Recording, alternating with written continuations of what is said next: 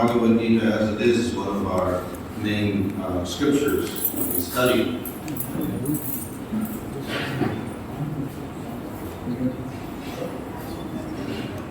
Who's translating?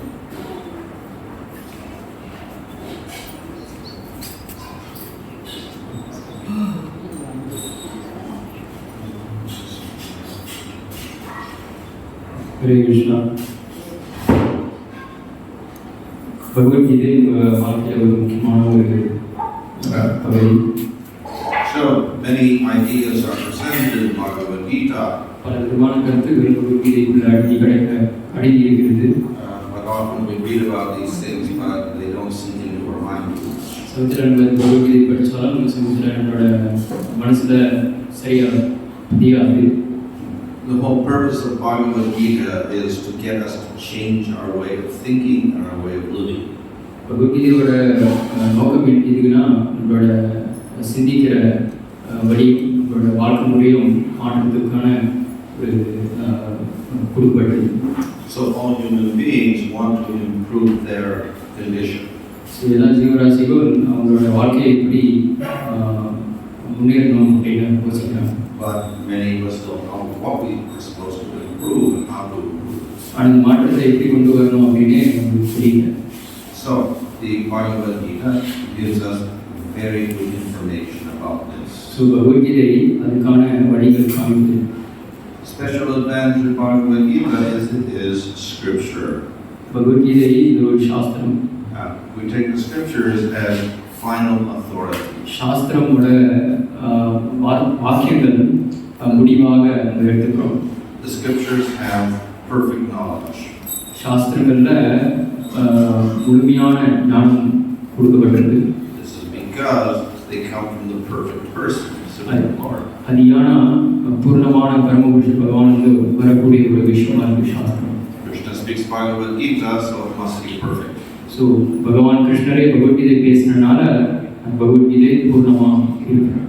Besides Bhagavad Gita, we also have many other scriptures. Bhagavad Gita தவிர்த்து பல விதமான வேற சாஸ்திரங்கள் இருக்கிறது. And we accept them all as non-different from the Supreme Lord. அந்த சாஸ்திரங்களையும் பகவான் கிருஷ்ணருக்கு வேறுபாடு இல்லாமல் நம்ம ஏற்றுக்கணும். The original scriptures were the Vedas. அந்த ஆதி சாஸ்திரங்கள் எதுனா வேதம். Originally there was one Veda, the Veda Vyas, divided up into 4 Vedas about 5,000 years ago. வேதம் ஒன்றுதான், ஆனால் அந்த வேதத்தை வேதவியாசர் 4 பிரிச்சார். Veda Vyas and other sages who wrote other works as well. வேதவியாசர் மற்றும் வேற ரிஷிகள். Vyasadeva wrote the Mahabharata, Valmiki wrote Ramayana. வேதவியாசர் மகாபாரதம் இயற்றினார், வால்மீகி முனி ராமாயணம் இயற்றினார். In the Mahabharata we have Bhagavad Gita. அந்த மகாபாரதமுக்குள்ள இந்த பகவத்கீதை இருக்கின்றது. The amount of Vedic literature or scripture is vast. There's many scriptures. சாஸ்திரங்கள் பலவிதமான சாஸ்திரங்கள் இருக்கிறது. And for many people there's too many scriptures. பல பேருக்கு இந்த சாஸ்திரங்கள் ரொம்ப சாஸ்திரங்களா இருக்குது அவங்களோட கணிப்புப்படி. So Bhagavad Gita presents a summary of all of these important teachings. So இந்த பகவத்கீதை இந்த சாஸ்திரங்களோட கருத்துக்கள் எல்லாமே ஒரு சங்கேபமா சுருக்கம் அந்த கருத்து கொடுக்கப்பட்டிருக்கு Bhagavad Gita. So Bhagavad Gita appears in Mahabharata, and the main events took place at the end of Dwapara Yuga about 5,000 years ago. So இந்த பகவத்கீதை துவாபர யுகம் இறுதி பகுதியில் நடந்த ஒரு சம்பவத்தை மகாபாரதத்துக்குள்ளே இருக்கிறது. The setting of the Bhagavad Gita is the Kurukshetra war. இந்த பகவத்கீதையோட இடம் எங்கே அப்படின்னு பார்த்தீங்கன்னா எங்கே பேசப்பட்டிருக்கு அப்படின்னு பார்த்தீங்கன்னா Kurukshetra போர்க்காலத்தில் பேசப்பட்டிருக்கு. It was not only a war, but it was war among family members. அது ஒரு போர் மட்டும் கிடையாது, ஆனால் குடும்பத்தினருக்குள்ள ஒரு போர். And this conflict became so huge that it involved all the armies of the whole world. So அது குடும்ப பிரச்சனையை ஆரம்பித்து உலகமே சண்டை போடுற மாதிரி ஒரு சூழ்நிலை வந்து விட்டது. So it is said that 18 million people gathered and were killed in that. So மொத்தம் 18 கோடி மக்கள்கள் அதில் பங்கு எடுத்து செத்துருக்காங்க அப்படின்னு இருக்கு. Just as we have world wars, modern world, First World War, Second World War, like that, huge amounts of people actually die. So இப்படி நம்ம இப்போ நடந்த உலக போர்கள் நம்ம பார்த்தோம்னா 1வது உலக போர், 2வது உலக போர், அந்த மாதிரி இந்த மாதிரியும் ஒரு குருக்ஷேத்திர போர் இருந்தது. And it all arose among different members of the same family. So இது எல்லாமே அந்த குடும்பத்துக்குள்ள வேறு வேறு ஆளுங்களுக்குள்ள நடந்து போகும். So there are many ideas presented in Bhagavad Gita, but these can also be summarized very, very briefly. So பகவத்கீதைக்குள்ள பல கருத்துக்கள் இருக்கு, ஆனால் எல்லாமே ரொம்ப சுருக்கமாக புரிகிற மாதிரி கொடுக்கப்பட்டிருக்கு. So in the Gita Mahatmya we have this one verse which summarizes things very nicely. So பகவத்கீதைக்குள்ள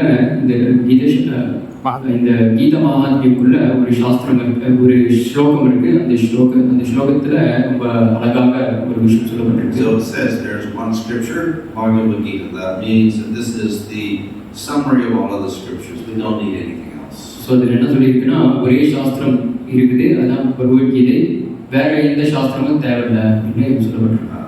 And there's one Lord Krishna alone. We have many forms of the Lord, but Bhagavad Gita is telling us worship Krishna. அதுவும் இல்லாமல் கடவுள் ஒருத்தர், பகவான் கிருஷ்ணர் மட்டும்தான் அப்படின்னு சொல்லப்பட்டிருக்கு. Those scriptures tell us to do many actions. There's only one action, ultimately serving Krishna.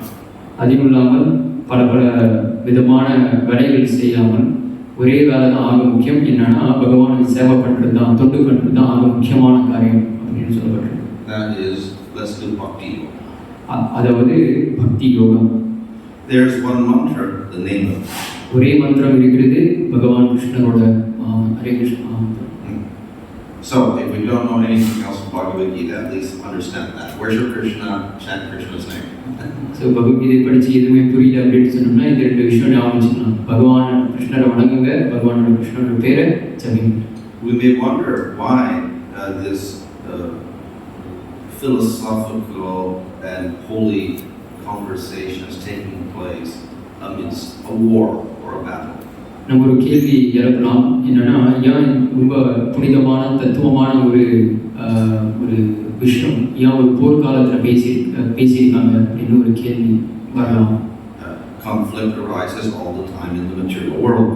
இந்த உலகத்துல சண்டை இப்படி இந்த மாதிரி விஷயங்கள் எப்பயுமே வந்துகிட்டே இருக்கும். It is never pleasant. We don't like conflict. நம்ம இந்த மாதிரி சர்ச்சைகள் சண்டைகள் நம்ம எப்பயுமே நமக்கு பிடிக்காது. However, out of this conflict, sometimes we get a solution to all of our problems. ஆனா சமயத்துல இந்த விதமான சர்ச்சைகள் சண்டைகள்னால நம்மளுக்கு ஒரு தீர்ப்பு நம்மளுக்கு வருது.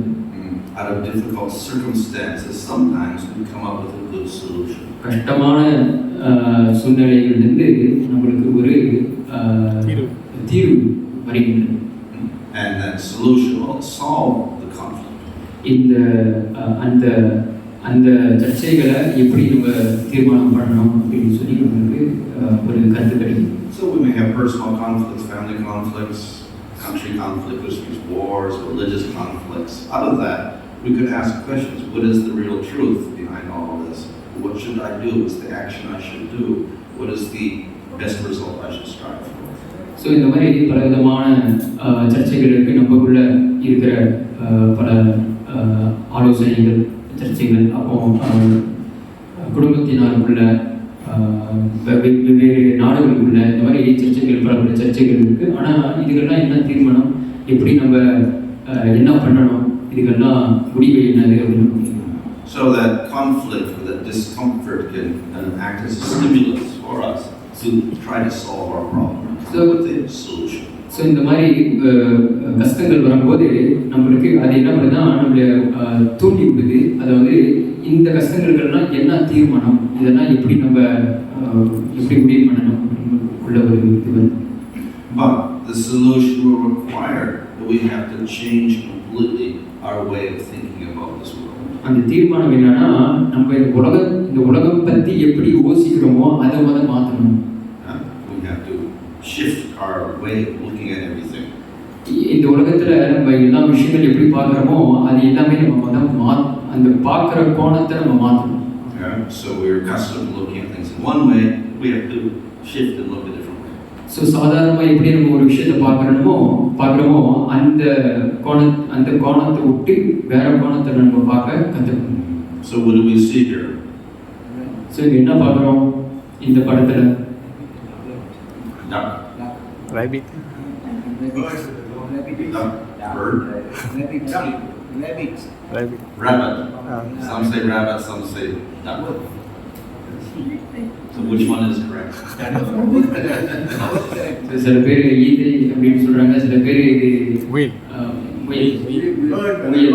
உயில்னு சொல்றாங்க. ஸோ எது ரைட், எது உண்மை? It depends on how we look at it. அது நம்ம எப்படி பார்க்குறோம் அப்படின்னு சொல்லி நம்ம கோணத்தை பொறுத்து.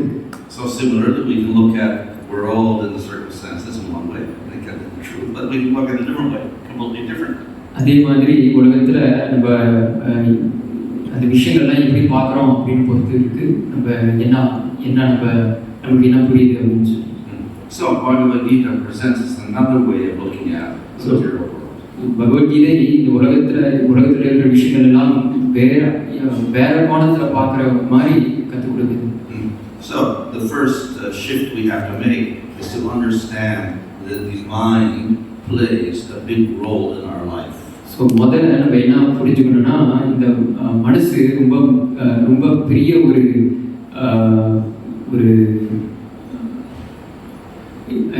இந்த மனசு ரொம்ப முக்கியமான ஒரு காரியம் பண்ணுது நம்மளோட மனசு இந்த உலகத்தில் அப்படின்னு புரிஞ்சுக்கணும்.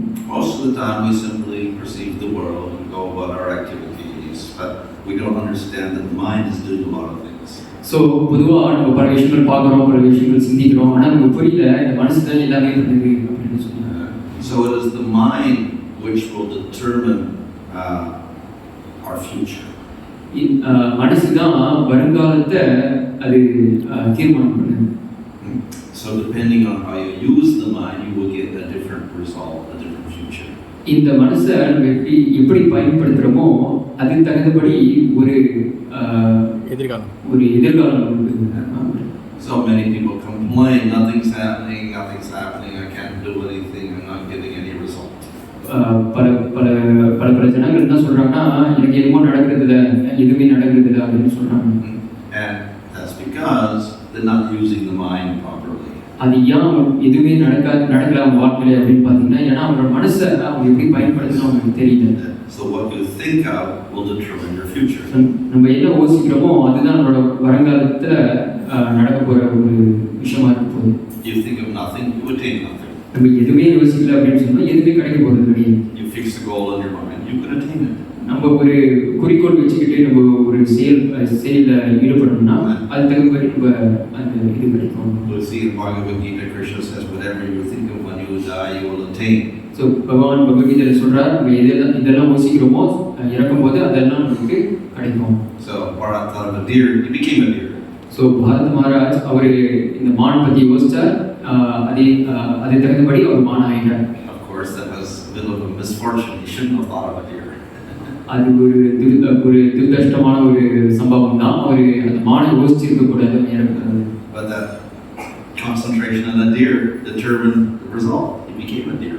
ஆனால் அவர் மனசு அந்த மான் மேல இருந்தனால அவர் மான் ஆயிட்டார். If he had controlled his mind and thought of Vishnu, he would have attained Vishnu. அந்த மனசை அவர் கட்டுப்படுத்தி விஷ்ணு மேல வச்சிருந்தாருன்னா அவர் விஷ்ணுவை போய் அடைஞ்சிருப்பார். So from this we should learn that we have to begin to control the mind if we want to achieve anything. So இது நம்ம என்ன கற்றுக்கலாம் அப்படின்னு சொன்னோம்னா, நம்ம மனசை நம்ம கட்டுப்படுத்தணும். அப்போதான் நம்ம எது வேணாலும் நம்ம சாதிக்கலாம். So Krishna says, you deliver yourself with the help of the mind. You can elevate yourself, but you can also degrade yourself. So அந்த மனசு மூலியமா நம்மளை நம்ம உயிரான இடத்துக்கு போகலாம், இல்லை நம்ம தாழ்ந்தான இடத்துக்கும் நம்ம போகலாம். நம்ம மனசுனால if you concentrate the mind on a specific goal, you can elevate yourself. So அந்த மனசு நம்ம உயர்ந்தான இடத்துல நம்ம வச்சிருந்தோம்னா நம்ம உயர்ந்தான இடத்துக்கு நம்ம போகலாம். If you don't control the mind, you go down. ஆனால் அந்த மனசு நம்ம கட்டுப்படுத்தல அப்படின்னு சொன்னோம்னா நம்ம தாழ்ந்தான ஒரு நிலைக்கு நம்ம போயிடுவோம். And unfortunately, most of us don't control the mind, so the mind gets swept away like a boat in the wind on an ocean. So நம்ம மனசை நம்ம கட்டுப்படுத்தல அப்படின்னு சொன்னோம்னா எப்படி ஒரு படகை ஒரு சமுத்திரம் மேலே இருக்கோ, அந்த காற்று அடிக்கும் போது அது எங்கெல்லாம் போகுமோ அந்த மாதிரி மனசு போய்கிட்டே இருக்கும். We do not realize that all day long our mind is thinking, and this determines our actions give results. So நம்ம என்ன உணரலைன்னா நம்ம மனசு எப்பயுமே யோசிச்சுக்கிட்டே இருக்கு தினமும். அந்த யோசிக்கிற விஷயங்கள் தான் நம்ம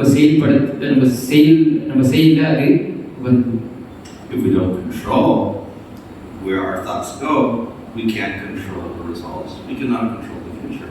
ஸோ அந்த மனசை நம்ம கட்டுப்படுத்தல அப்படின்னு சொன்னோம்னா நம்ம வாழ்க்கையில் நடக்கிற விஷயங்கள் நம்மளால கட்டுப்படுத்த முடியாது. So yes, thinking is important, but also there is some responsibility involved in what we think. So யோசிக்கிறதுங்கிறது முக்கியம், ஆனால் அதே சமயத்தில் என்ன யோசிக்கிறோம் அப்படின்னு சொல்லி ரொம்ப முக்கியமானது. We can determine our future by controlling the mind, but also we have to be responsible in what we determine and what is our goal. We have to be responsible in determining what our goal is. So நம்ம என்ன யோசிக்கிறோம் அப்படின்னு சொல்லி நம்மளோட குறிக்கோள் என்னது அப்படின்னு சொல்லி நம்ம ஒரு பொறுப்பு எடுக்கணும். We set a goal, we do actions, but our actions have all sorts of repercussions. So நம்ம ஒரு குறிக்கோள் வைக்கிறோம், அந்த குறிக்கோள் படி நம்ம பல காரியங்கள் பண்ணுறோம். ஆனால் அந்த காரியங்கள் பண்ணும்போது அது தகுந்தபடி அந்த பலன்கள் நம்மளுக்கு கிடைக்கும். In our action, we think of what I get for myself, but that action is also going to affect other living entities. So நம்ம ஒரு காரியம் பண்ணும்போது அது எனக்கு என்ன பண்ண போகுது அப்படின்னு மட்டும்தான் நம்ம யோசிக்கிறோம். ஆனால் உண்மையிலே ஒரு காரியம் பண்ணும்போது வேற ஜீவராசிகளுக்கு அந்த காரியம் என்ன பண்ணுது. So we think I want to eat, so we eat something, but actually to eat we have to kill another living entity. So இப்போ சாப்பிட்றோம்னு நினைக்கிறோம், நான் சாப்பிடணும் அப்படின்னு நம்ம நினைக்கிறோம். ஆனால் அந்த சாப்பிட்றதுனால நம்ம வேற ஜீவராசி சாப்பிடுச்சு நம்ம சாப்பிட்றோம். So we have to think very carefully about how our actions affect others, and we cannot ignore that responsibility. So அதனால நம்ம என்ன காரியம் பண்ணுறோம் அப்படின்னு சொல்லி நம்ம ரொம்ப கவனமாக யோசிச்சு நம்ம பண்ணணும். ஏன்னா அது வேற ஜீவராசிகளை எப்படி அது துன்புறுத்துறது அப்படின்னு நம்ம பார்க்கணும். So to teach us responsibility as a human being, we have the law of karma. So அதனால இந்த கர்மம் இந்த கர்மாங்கிற அந்த லா ஆஃப் கர்மா என்பது பார்க்கணும். If your actions produce suffering for other living entities, you will get equal suffering back on yourself. So நம்மளோட காரியங்கள் வேற ஜீவராசிகளுக்கு பொருட்படுத்துகிற மாதிரி நம்ம ஒரு விஷயம் பண்ணோம்னா நம்மளுக்கும் அதே சூழ்நிலை நம்மளுக்கு வரும். If we do actions that benefit others, then we will get some nice benefits. So வேற ஜீவராசிகளுக்கு நன்மை வர மாதிரி நம்ம காரியம் பண்ணோம்னா நம்மளுக்கும் அதே நன்மை நம்மளுக்கு வரும். So this is a universal law for the human being. All of our actions will give results according to how we affect other living entities. So இது எல்லாருக்கும் தெரிஞ்ச ஒரு விஷயம். அதாவது நம்ம எப்படி நடந்துக்கிறோமோ அதுக்கு தகுந்தபடி நம்மளுக்கும் நடக்கும். So we cause suffering, we will get suffering. So நம்ம வேற ஆள் கஷ்டம் கொடுத்தோம்னா நம்மளுக்கும் கஷ்டம். So that is there to teach us responsibility for our actions. அது ஏன் அப்படி இருக்கு? ஏன்னா நம்மளுக்கு பொறுப்பு கற்றுக் கொடுக்கணும் அப்படின்னு சொல்லி அந்த மாதிரி ஒரு தீர்மானம் பகவான் பண்ணியிருக்காரு. The country has laws to help control our senses, but this law is invisible. So ஒரு நாடுல இந்த சட்டங்கள் இருக்கு. எதுக்குன்னா நம்ம சரியான வழியில போகணும் அப்படின்னு. But it's also inescapable. You cannot escape this law. So இந்த சட்டம்ங்கிறது நம்ம அந்த சட்டம் வந்து நம்ம ஓடலாம் அப்படின்னு சொல்லி நம்ம நினைக்க முடியும். Sometimes criminals can escape justice. ஆமாம், சில சமயத்தில் குற்றவாளிகள் அந்த சட்டத்திலிருந்து மீறி அவங்க ஓடலாம் அப்படின்னு நினைப்பாங்க. Even if they get caught, they can also do something and get off the sentence also. பிடிபட்டாலும் சமயத்தில் அவங்க அந்த சட்டத்திலிருந்து அவங்க ஓட பார்க்கலாம். But with the law of karma, you can never escape. ஆனால் பகவானோட இந்த கர்ம சட்டம் வந்து யாருமே ஓட முடியாது. So the whole purpose is to be responsible for our actions. So இதில் நமக்கு என்ன புரியுதுன்னா, நம்ம பண்ணுற எல்லா விஷயங்களையும் நம்ம பொறுப்பாக நம்ம செயல்படணும். And thus, we also have to be very careful on what our goal is. It has to be a goal that's not going to cause undue disturbance in this world. So அதே சமயத்தில் நம்மளோட குறிக்கோளும் நம்ம ரொம்ப பார்த்துக்கணும். நம்ம என்ன குறிக்கோள் வச்சுருக்கோம் அப்படின்னு சொல்லி நம்ம பார்க்கணும். ஏன்னா அந்த குறிக்கோள் உலகத்தில் கஷ்டம் வர மாதிரி ஒரு குறிக்கோள் வச்சுக்க கூடாது. So the mind is very useful because it can fix goals for us. So இந்த மனம் ரொம்ப முக்கியமான ஒரு கருவியாக இருக்குது. ஏன்னா நம்ம குறிக்கோள் பண்ணுறதுக்கு இந்த மனம் இருக்குது. Everybody wants improvement. Everybody has some goal. So எல்லாரும் அவங்க வாழ்க்கையில் முன்னேறணும் அப்படின்னு நினைக்கிறாங்க. அதுக்காக பல குறிக்கோள் வச்சுருக்காங்க. And the mind is very useful for achieving those goals. அந்த குறிக்கோள் அடையணும் அப்படின்னு சொல்லி இந்த மனசு ரொம்ப முக்கியமான ஒரு கருவியாக இருக்கு. But we should not be distracted by too many goals. ஆனால் அதே சமயத்தில் ரொம்ப குறிக்கோள் வச்சுக்கிட்டையும் நம்ம இருக்கக்கூடாது. We have career goals, education goals, money goals, family goals, whatever. So many goals we have. So நம்மளுக்கு பலவிதமான குறிக்கோள் இருக்கின்றது. வேலையில் இருக்கிற குறிக்கோள், பணம் குறிக்கோள், பல விதமான குறிக்கோள் இருக்குது. Unfortunately, all these goals, whatever we achieve, are temporary because when we die, finish. We can't take it with us. ஆனால் இந்த விதமான குறிக்கோள் எல்லாமே நம்ம இறக்கும்போது எல்லாமே முடிந்துவிடும் இந்த உடலோட. So we have to realize that in this world, everything is very temporary and it's going to cause us suffering. So ஒன்று நம்ம புரிஞ்சுக்கணும், இந்த உலகத்தில் எல்லாமே தற்காலிகமான விஷயங்கள் தான். இது நிரந்தரமாக நம்ம கூட இருக்காது. Ultimately, we're trying to avoid suffering and become happy, but will these goals give us real happiness? So நம்ம எப்பயுமே சந்தோஷம் நோக்கி போய்கிட்டு இருக்கோம். ஆனால் நம்ம யோசிக்கணும், இந்த குறிக்கோள்லாம் எனக்கு உண்மையான சந்தோஷம் கொடுக்குமா அப்படின்னு நம்ம கேள்வி கேட்கணும். So, all the goals of the material world, no, they're not going to give happiness because ultimately we have to suffer and leave everything. ஏன்னா ஸோ இந்த உலகத்தில் இருக்கிற எல்லா பௌதிகமான குறிக்கோள் நம்ம பார்த்தீங்கன்னா அது கடைசியில் நம்மளுக்கு கஷ்டங்கள் தான் கொடுக்குது. ஏன்னா எல்லாமே விட்டுட்டு நம்ம போகணும். So, Bhagavad Gita then says, why strive for these things if you really want happiness? Understand, you're not the body at all. So Bhagavad Gita என்ன சொல்லுதுன்னா, சரி, ஸோ அதனால நீ உடல் கிடையாது அப்படின்னு புரிஞ்சுக்கணும். What are we? We are Atma, eternal soul. So அப்போ நான் இந்த உடல் கிடையாது நான் யார் அப்படின்னு நம்ம கேட்கும்போது நான் இந்த ஆத்மா. So this should be our goal, to understand we're beyond the body. So இதான் ஒரு குறிக்கோள், நான் இந்த உடலுக்கு அப்பாற்பட்டவன் அப்படின்னு புரிஞ்சுக்கணும். Body and everything else with it dies, causes suffering, but we are not the body. So இந்த உடல் சம்பந்தப்பட்ட விஷயம் எல்லாமே முடிஞ்சிடும். இது கஷ்டம் கொடுக்கக்கூடிய ஒரு உடல். ஸோ நான் இந்த உடல் கிடையாது, நான் தான். Body is matter, matter is temporary. இந்த உடல் ஜடப்பொருளால் செய்யப்பட்ட ஒரு விஷயம். இந்த ஜடப்பொருள் எல்லாமே தற்காலிகமான ஒரு விஷயம். Matter is lifeless, unconscious. ஜடப்பொருளுக்கு உணர்வு கிடையாது. Matter decays. ஜடப்பொருள் எப்பவே அழியக்கூடியது. We experience loss. இந்த ஜடப்பொருள் சம்பந்தப்பட்ட விஷயம் எல்லாமே அழிஞ்சு போகக்கூடிய ஒரு விஷயம். Our material body is subject to sickness, old age, and death. So இந்த பௌதிக உடல்னால முதுமை, நோய், இறப்பு, இந்த மாதிரி பல விஷயங்கள். So if we identify with the body, then we have to suffer. So நான் அந்த உடல் அப்படின்னு நம்ம நினச்சிக்கிட்டோம்னா அப்போ நம்ம கஷ்டம் தான் நம்ம படணும். So why we says do not identify with the body, understand that you are Atma. So Bhagavad Gita என்ன சொல்லுதுன்னா முதலாக நான் இந்த உடல் கிடையாதுன்னு புரிஞ்சுக்கணும். நான் இந்த ஆத்மா. So the Atma is conscious, the Atma knows. So இந்த ஆத்மா உணர்வு உள்ளது. The Atma performs action. இந்த ஆத்மா தான் எல்லா விதமான காரியங்கள் பண்ணக்கூடிய ஒரு விஷயம். Atma experiences joy. ஆத்மா தான் சந்தோஷமா அனுபவிக்குது. Atma is eternal. ஆத்மா தான் நிரந்தரமான விஷயம். It's without birth and death.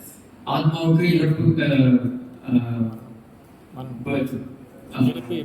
பிறப்பு இறப்பு கிடையாது. Atma is beyond time and space. ஆத்மா நேரம் மற்றும் ஸ்பேஸ்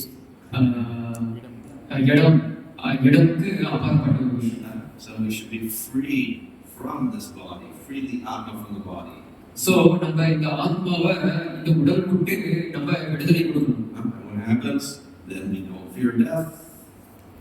So இந்த மாதிரி நம்ம இந்த ஆத்மாவை உடல்ல இருந்து நம்ம அப்பாற்பட்ட ஒரு விஷயம் புரிஞ்சுக்கிட்டோம்னா நம்மளுக்கு மரண பயம் வராது. We don't have to fear the future. So வருங்காலம் பத்தி நம்ம பயப்பட தேவையில்லை. We're no longer attached to material acquisition and reputation. So இந்த பௌதிகமான விஷயங்களுக்கு அந்த பற்று வராது. We're free from desire and hatred. நம்மளுக்கு எந்த விதமான ஒரு ஆசைகள் வெறுப்புகள் நமக்கு வராது. We're free from thinking of friend and enemy. So கூட்டாளி மற்றும் எதிரி அப்படின்னு நம்ம எதுவுமே பார்க்கணும். So by realizing that we're Atma, we get peace and satisfaction. So நான் இந்த ஆத்மா அப்படின்னு புரிஞ்சுக்கிட்டோம்னா நமக்கு எப்பயுமே சாந்தியும் மற்றும் திருஷ்டியும் நமக்கு வரும். So many people, when they get this realization, think, well, that's it, that's the final goal. So பல பேர் நினைச்சுக்கிறாங்கன்னா இந்த ஒரு நிலைக்கு நம்ம வந்துட்டோம்னா அதுதான் முடிவு, அதான் கடைசி. So people rarely get beyond this. If they get this over spiritual, that's it. But Bhagavad Gita presents a fifth goal, that is to understand the Supreme Atma, Supreme Lord Krishna. So பல பேர் நான் இந்த உடல் கிடையாது, நான் இந்த ஆத்மா அப்படின்னு அந்த நிலை வந்துட்டாங்கன்னா அதுக்கு மேல எந்த ஒரு நிலை கிடையாது அப்படின்னு நினைச்சுக்கிறாங்க. ஆனால் பகவத்கீதை 5வது ஒரு விஷயம் கற்றுக் கொடுக்குது. அதாவது என்னன்னா இந்த பரமாத்மா பத்தி பேச. So Atma, not different from the body, but there is also a Supreme Lord there who is a guide, protector, and friend. So இந்த ஆத்மா உடல் வந்து உடலுக்கும் ஆத்மாவுக்கும் வேறுபாடு இருக்கிறது. ஆனா அதே சமயத்துல ஆத்மா மட்டும் தனியா இல்லை. இந்த ஆத்மாவுக்கும் அந்த திடப்பொருளுக்கும் அப்பாற்பட்டவர் ஒருத்தர் இருக்கார். எல்லா விதமான பரமபுருஷ பகவான் அவர் தான் இந்த 2 விஷயத்துக்கு அதிபதியா இருக்கிறவர். Everybody wants a protector, so Krishna is the perfect protector. So எப்பவுமே நம்ம ஒரு காப்பாற்றுறதுக்காக ஒரு ஆள் வேணும். பகவான் எப்பவுமே எல்லா ஜீவராசிகளும் காப்பாற்றிட்டு இருக்காங்க. Everybody wants a friend and advisor. Krishna is the perfect friend and advisor. So நம்மளுக்கு எப்பவுமே ஒரு கூட்டாளி வேணும், நல்ல கருத்துக்கள் சொல்றதுக்கு ஒரு ஆள் வேணும். பகவான் எப்பவுமே ஒரு கூட்டாளி இருக்கார், நல்ல ஒரு கருத்துக்கள் எப்பவுமே நம்மகிட்ட சொல்லியிருக்கார். Everybody wants someone to love. Krishna is the perfect object of love. எப்பவுமே அன்பு காட்டக்கூடிய ஒரு ஆள் நம்மளுக்கு வேணும். பகவான் எப்பவுமே நம்மகிட்ட அன்பு காட்டிக்கிட்டே இருக்கார். He has perfect eternal beauty. So பகவானுக்கு நிரந்தரமான அழகு அவர்கிட்ட இருக்கு. He has perfect qualities. பகவான் கிட்ட எல்லா விதமான கல்யாண குணங்கள் இருக்கு. And thus he reciprocates perfectly to everybody. So அதனால பகவான் எல்லார்கிட்டயும் பரிமாற்றம், பூர்ணமான பரிமாற்றம் எல்லார்கிட்டயும் அவங்க பண்றாங்க. Thus we can be completely satisfied. இது மூலியமா தான் நம்மளுக்கு உண்மையான அந்த திருஷ்டி வருகிறது. So we exist as Atma, apart from the body. Supreme Lord is there, but that's not all. We have a whole world of individuals also serving Krishna. So நான் இந்த உடலிருந்து நானும் இந்த உடலும் வேறு, நானும் பகவானும் இருக்கும். ஆனா அது மட்டும் கிடையாது, இன்னும் பல விதமான ஜீவாத்மாக்கள் பகவானோட பக்தர்கள் இருக்கிறாங்க. So our real goal should be to establish a relationship with that Supreme Lord, Krishna. So அந்த உண்மையான நோக்கம் என்னன்னா, எனக்கும் பகவானுக்கும் அந்த சம்பந்தம் எப்படி நம்ம கொண்டு வரணும் அப்படின்னு தான் நம்ம வாழ்க்கையோட நோக்கம். So what is the most satisfying relationship? So ஆக துஷ்டி கொடுக்கக்கூடிய ஒரு சம்பந்தம் எது? The best relationship is a relationship of perfect love. அந்த சம்பந்தம் என்ன சம்பந்தம்னா, அன்பால வரக்கூடிய ஒரு சம்பந்தம். We call this perfect love prema. இந்த சம்பந்தத்துக்கு பிரேமை அப்படின்னு பேரு. So this should be the goal for the person in the material world. இதுதான் உண்மையான இந்த பௌதிக உலகத்தில் இருக்கிற எல்லாருக்கும் இதுதான் உண்மையான குறிக்கோள். We may have other goals, but that should be the goal. So நமக்கு பல விதமான வேற விதமான குறிக்கோள் இருக்கலாம், ஆனால் இதுதான் ஆக முக்கியமான குறிக்கோள். So over and over in the Bhagavad Gita, Krishna repeats his wonderful qualities in relation to his devotee. So திரும்ப பகவத்கீதையில பகவான் இந்த குணங்கள், அவரோட பக்தர்களோட குணங்கள் பற்றி பேசியிருக்கார். What is the result of establishing a relationship with the Supreme Lord? It is highest bliss. So பகவானோட சம்பந்தம் வச்சுக்கிறது, அதோட பலன் என்னன்னா நம்மளுக்கு எப்பயுமே சந்தோஷம் கொடுக்கக்கூடிய ஒரு விஷயம். So Bhagavad Gita defines the highest goal, that is the prema, and through that we get the highest bliss. So Bhagavad Gita இந்த பிரேமம்ங்கிற ஆக உயர்ந்தான அந்த சம்பந்தத்தை கற்றுக் கொடுக்குது. அந்த பிரேமம் மூலியமா நம்மளுக்கு ஆக உன்னதமான அந்த சந்தோஷம் நமக்கு கிடைக்குது. How do we establish this relationship of prema? ஆனால் அந்த கேள்வி என்னன்னா, அந்த பிரேமம்ங்கிற சம்பந்தத்தை எப்படி நம்ம உண்டாக்க போறோம்? So we can also use the mind for that. So அதுக்காக இந்த மனசை நம்ம பயன்படுத்தலாம். So we have mantra. நம்மளுக்கு மந்திரங்கள் இருக்குது. Mantra means sound which delivers the mind. மந்திரம் அப்படின்னு சொன்னோம்னா அது ஒரு சப்தம், அந்த மனசை விடுதலை பண்ற ஒரு சப்தம். We this mind is very strong. It determines your future. You have to control your mind. So அதனால இந்த மனசை நம்மளுக்கு தெரியும், அது ரொம்ப ஒரு சக்தியான ஒரு கருவி. ஆனால் அது எப்படி நம்ம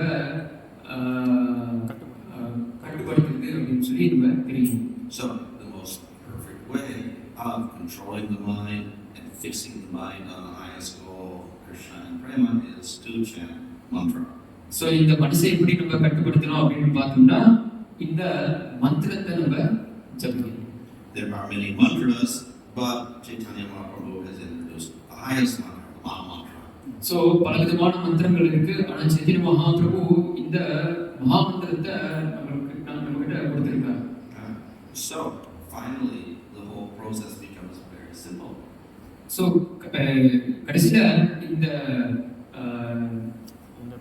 இந்த பயிற்சி ரொம்ப சுலபமான ஒரு பயிற்சியா மாறிவிடுது. Through the mantra, we control the mind, we set the highest goal. So இந்த மந்திரம் மூலியமா இந்த மனசை நம்ம கட்டுப்படுத்துறோம். அந்த மனசு அது மூலியமா அந்த கட்டுப்படுத்தின அந்த மனசு மூலியமா நம்மளுக்கு அந்த குறிக்கோள் நம்ம அடையணும். So through the mantra, we will realize the highest being, that is Krishna. அந்த மனசு மூலியமா அந்த பரமபுருஷ பகவானை நம்ம உணரணும். We also realize ourselves in relation to the Lord. அந்த மந்திரம் மூலியமா கூட நம்ம யார் நம்ம உணர்றோம், நம்மளுக்கும் பகவானுக்கு என்ன சம்பந்தம் நம்ம புரிஞ்சுக்கணும். So Prabhupada said the meaning of chanting Hare Krishna is, please engage me in your service eternally. Sri Prabhupad சொல்லியிருக்கார், இந்த ஹரே கிருஷ்ண மகாமந்திரோட அர்த்தம் என்னதுன்னா, பகவானே உங்களோட பக்தி தொண்டுல என்னை ஈடுபடுங்கள் அப்படின்னு. அதுதான் ஹரே கிருஷ்ண மகாமந்திரோட அர்த்தம். So this finally is the essence of the Bhagavad Gita. So இதுதான் பகவத்கீதையோட சாரம். It gives us a method of transforming ourselves and getting to that highest goal. So இந்த நம்மளோட வாழ்க்கை முறைகள் மாற்றி அந்த குறிக்கோளை எப்படி அடைகிறது அப்படின்னு சொல்லி கற்றுக்கணும். So let us not be distracted concentrate on the message of Bhagavad Gita, one scripture. So நம்ம பல விஷயங்கள் மேல அந்த மனசு நிற்காமல் ஒரே இடத்துல பகவத்கீதை என்ன சொல்லுதோ அந்த குறிக்கோள் மேல நம்ம மனசை நம்ம செலுத்துறோம். And what does Krishna say in Bhagavad Gita? Worship me. So Bhagavad Gita Krishna Worship Krishna. So Bhagavad Gita Krishnan என்ன சொல்றாருன்னா என்ன வழிபாடு பண்ணு அப்படின்னு பகவான் சொல்றாங்க. How do we attain him? Through the mantra, name of Krishna. So பகவானை எப்படி நம்ம அடைய போறோம்? அந்த மந்திர மூலியமா தான் நம்ம பகவானை நம்ம அடையணும்.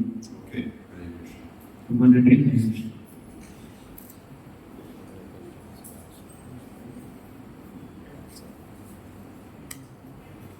Any questions? ஏதாவது கேள்விகள் இருந்தால் மகாராஜ் கேளுங்க.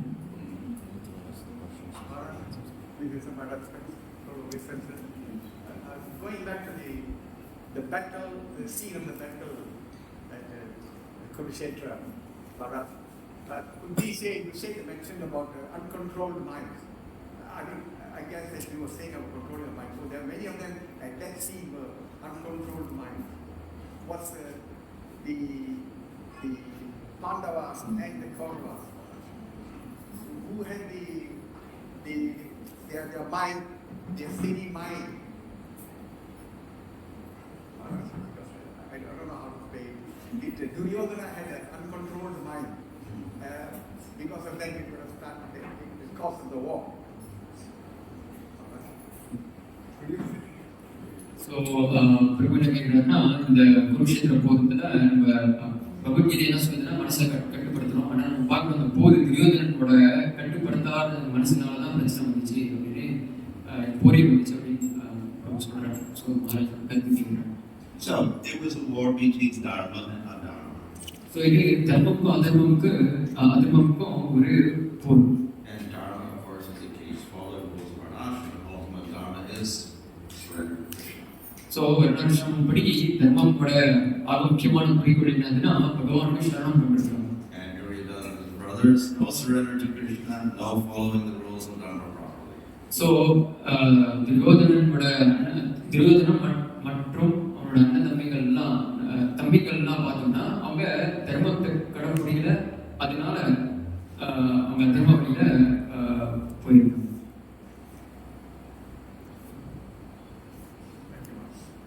Maharaj, we heard, I think Bhakti Siddhartha Maharaj says that in the morning you keep your mind with the slipper and his mind in the room.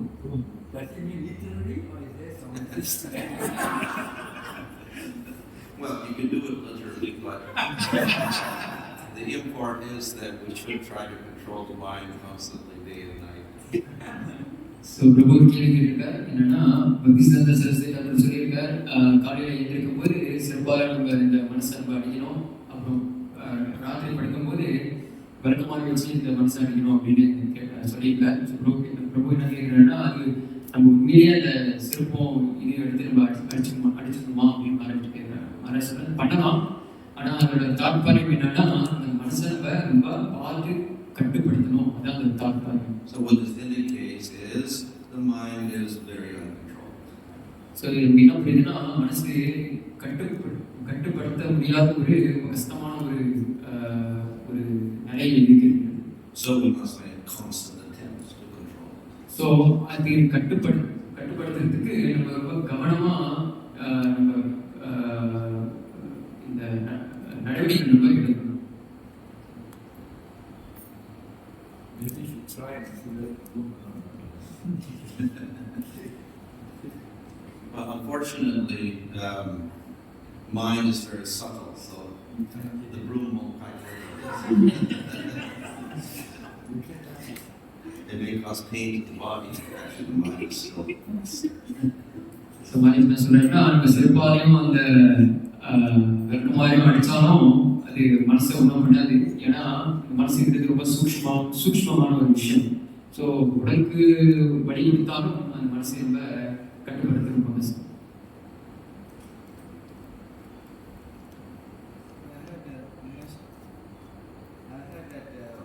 Beating is like a internalization. Yeah. So yeah, our process is not so much punishment as engagement. So அந்த பிரபு சொல்கிறார் அந்த அடிக்கிறதுங்கிறது அந்த ஹரே கிருஷ்ண மகாமந்திரம் ஜபிக்கிறது மகாராஜ் என்ன சொல்கிறாருன்னா நம்மளோட குறிக்கோள் என்னன்னா punishment அடிக்கிறது கிடையாது, என்கேஜ்மெண்ட் ஈடுபடுறது தான் இந்த மனசை எப்படி ஈடுபடணும் அப்படின்னு சொல்லி தான் முக்கியமான விஷயம். So our primary engagement is to chant the holy name. So அது முக்கியமான ஈடுபாடு என்ன, மனசு எப்படி ஈடுபடணும் அப்படின்னு பார்த்தீங்கன்னா ஹரே கிருஷ்ண மகாமந்திரம் தான் நம்ம சொல்லணும். Just a moment. Did we have, during the time of Dhritarashtra and Duryodhana, did we have any method, before Krishna is speaking Bhagavad Gita, did they not know how to control their minds? So Prabhu கேட்குறார், கிருஷ்ணர் பகவத்கீதை பேசுகிற மட்டுக்கு திருதராஷ்டிரன் துரியோதனன் போல மக்களுக்கு அவங்க மனசை எப்படி கட்டுப்படுத்தணும் அப்படின்னு ஒரு வழி இருந்துச்சா அப்படின்னு கேட்குறாரு. So the teachings are eternal. So there's always Bhakti Yoga, Karma Yoga, Jnana Yoga, Sangha Yoga. And they're there all throughout the day of Brahma and throughout the life of Brahma. So சாஸ்திரங்கள்ல இருக்கிற விஷயங்கள் எல்லாமே நிரந்தரமான ஒரு விஷயம். பக்தி யோகம், அஷ்டாங்க யோகம், தியான யோகம், இந்த மாதிரி பல விஷயங்கள் எல்லாமே பிரம்மனோட ஒரு நாளில் எல்லாமே இருக்கிற நிரந்தரமான இருக்கிற ஒரு தத்துவங்கள். Bhagavad Gita, Krishna says, well, these teachings were there through Manu and Ishvara said, but they got lost. So now I'm teaching this again.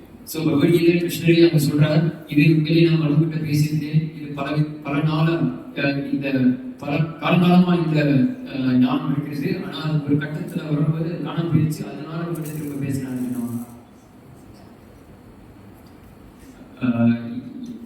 ஒரு இது காடி 7615 அவங்க காடி கொஞ்சம் நாமத்தின் ஒன்று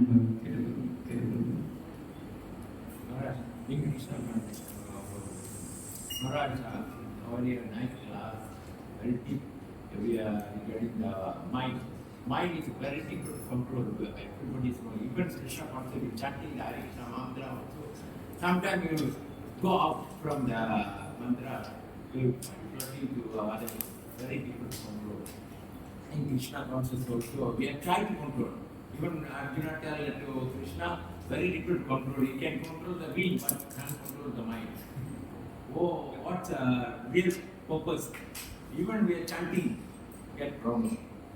பிரபு என்ன கேட்குறாங்கன்னா, இப்போ இந்த மனசை கட்டுப்படுத்துறதுக்கு நம்ம ஹரே கிருஷ்ண மகாமந்திரம் சொல்லணும், ஆனால் அந்த ஹரே கிருஷ்ண மகாமந்திரம் சொல்லும் போதே அந்த மனசு ஓடுது, அது எப்படி என்ன பண்ணணும் அப்படின்னு மாதிரி. So all the ways of controlling the mind, of course, chanting the name is most effective. பல விதமான வழிகள் இருக்கு மனசு கட்டுப்படுத்துறதுக்கு, ஆனால் ஆக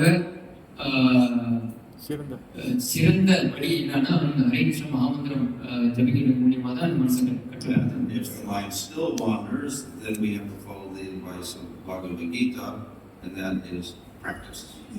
ஸோ ஹரே கிருஷ்ண மகாமந்திரம் ஜபிச்சோம் இன்னும் அந்த மனசு கட்டுப்படுத்த முடியல அப்படின்னு சொன்னோம்னா, ஆக முக்கியமான விஷயம் என்னன்னா பயிற்சி பண்ணணும், பக்தி பயிற்சி பண்ணணும். That's so Krishna tells Arjuna, Abhyasena and Vairagena. அதான் பகவான் அர்ஜுன்கிட்ட சொல்றாரு, அபியாசேனா மற்றும் வைராகியன்னு சொல்றாரு. So Abhyas means repetition. அபியாசம்னா திரும்ப திரும்ப ஒரு விஷயத்தை பண்றது. And Vairagya will mean, of course, means renunciation. வைராகியம்னா வைராகியம் எல்லாருக்கும் தெரியும். So as much as possible, we should avoid distractions. So நம்ம முடிஞ்ச வரைக்கும் இந்த தேவையில்லாத இந்த பற்றுதல்கள். And the other point that Krishna makes is if you have a higher taste, you give up the lower taste. So இன்னும் பகவான் என்ன சொல்றாருன்னா, நம்மளுக்கு ஒரு உயர்ந்தான ஒரு சுவை நம்ம கண்டுட்டோம் அப்படின்னு சொன்னோம்னா இந்த கீழான சுவை நம்ம விட்டுருவோம். The more attraction you have for Krishna, the less attraction we'll have for other things. So கிருஷ்ணர் மேல ஒரு பற்றுதல் வச்சிருந்தோம்னா இந்த தேவையில்லாத வேற பற்றுதல் எல்லாமே நம்ம தானாலே நம்ம விட்டுருவோம்.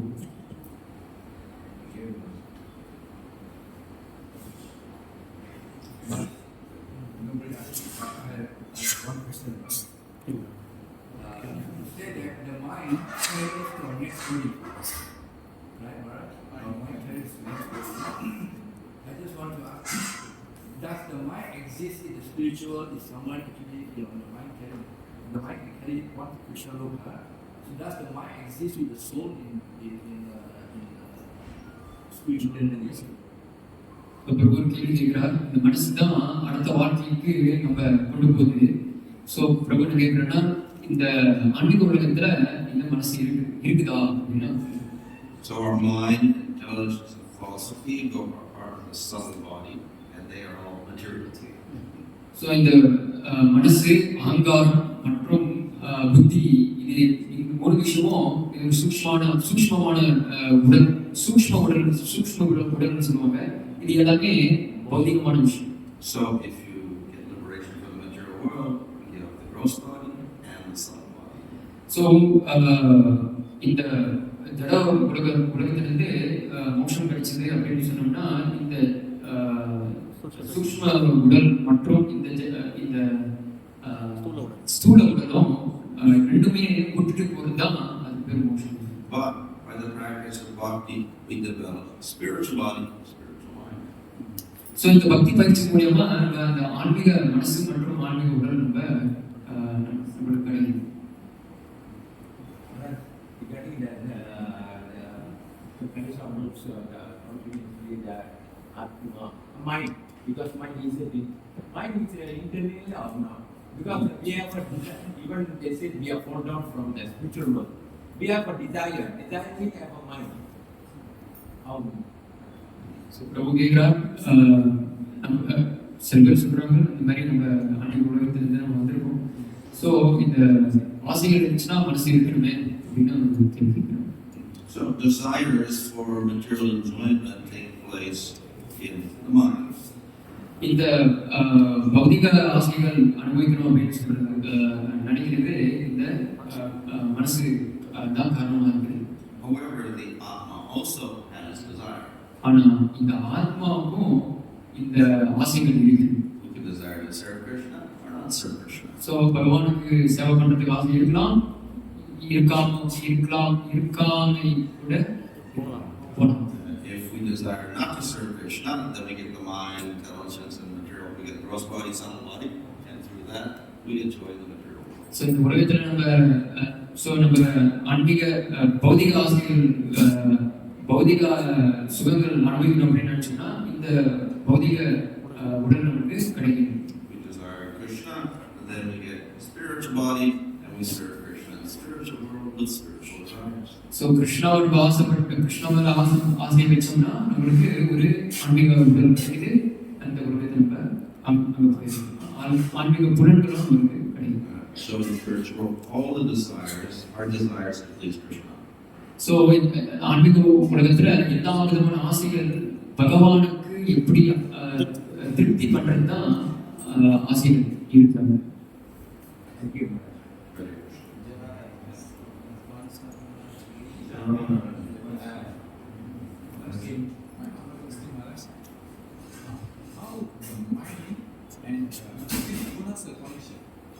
How the mind?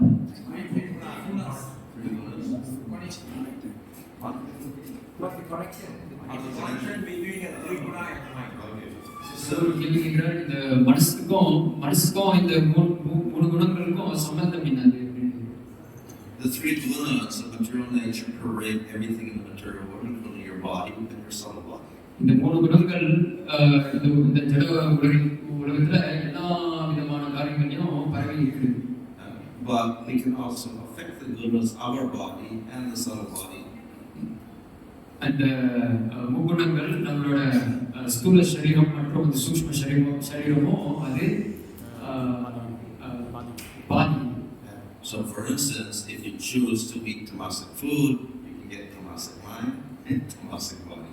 ஸோ தாமச குணத்தில் இருக்கிற சாப்பாடு நம்ம சாப்பிட்டோம்னா தாமச குணம் தான் நமக்கு.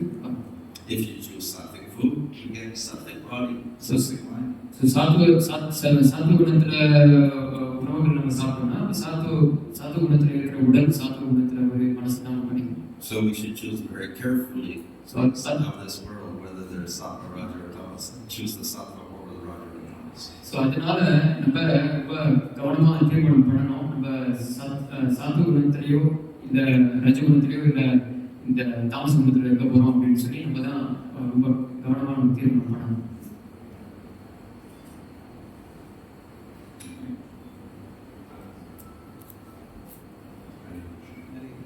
Hare